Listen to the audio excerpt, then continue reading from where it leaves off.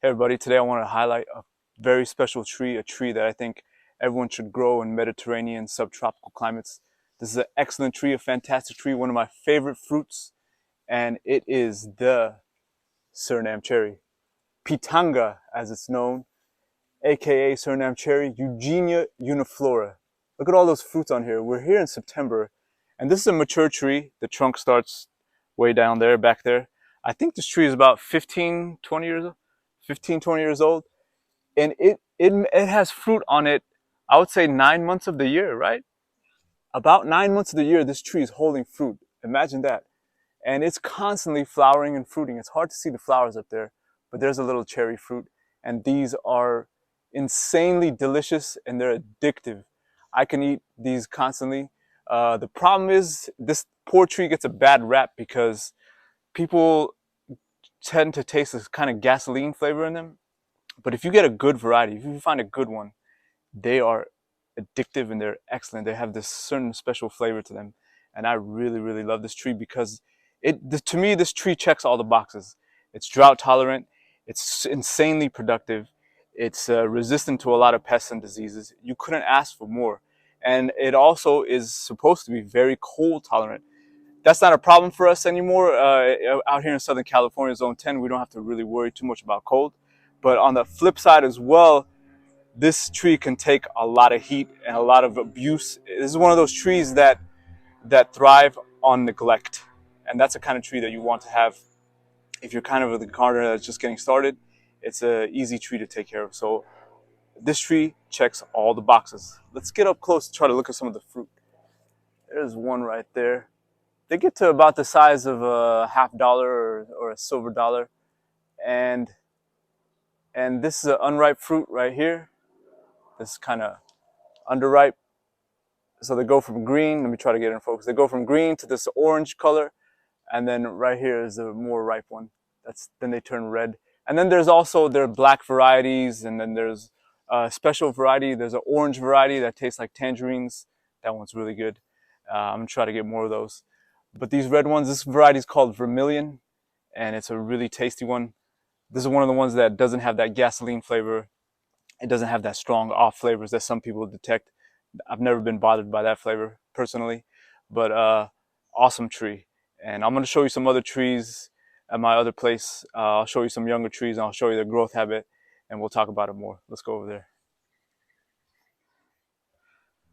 Guys, here are the fruit. They're just little marbles and they're so good. Hopefully you can see that. They're all different sizes. What we did was we shook the tree and a bunch of them fell. That's how you know they're really ripe. The ones that fall off the tree once you shake it a little bit. Once they give like that, they're really, really ripe and ready to eat. All right, everybody. I'm gonna try one.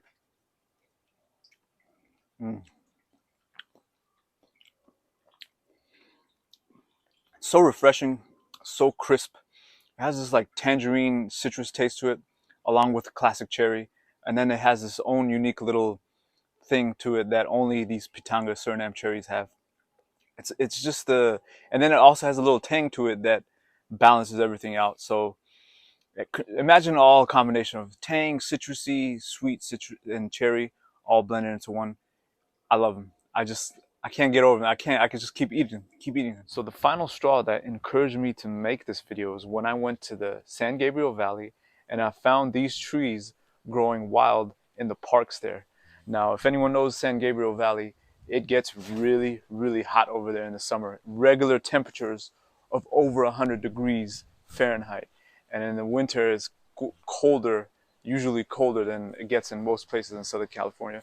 And these trees were growing in the parks, untended for, uncared for, and producing fruit and you know, thriving. Looked like they were thriving. And when I saw those, I'm like, wow, we can put this tree in the same category as other trees like pomegranate and fig that seem to be, and white sapote, that seem to be able to grow here in Southern California with very little care or no care at all.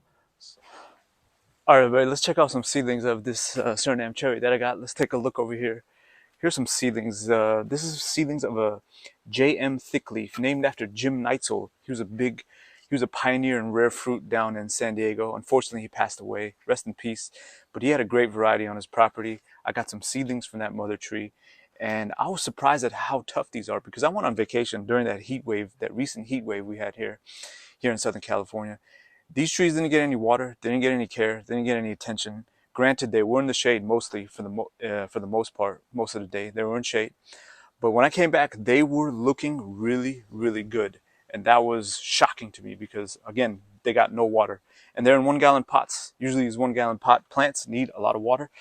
But these are tough, and that's just another testament to how tough they are. I got these in 1 gallon pots, and I also have this one.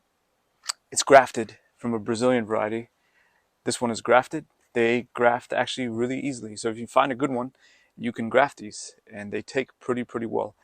And the kind of sad part is these are kind of hard to find.